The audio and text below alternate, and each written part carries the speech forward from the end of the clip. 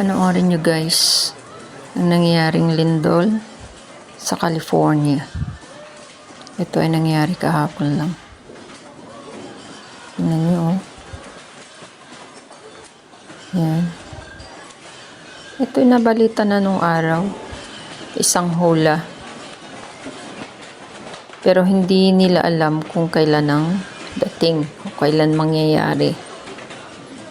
So siguro ito na yon. Nangyari na nga. Pero ang hula nila is 9 point something or higher. Ganon. So siguro ito na nga. Yan. So napakahirap ng sitwasyon nila guys. Kasi hindi lang ito ang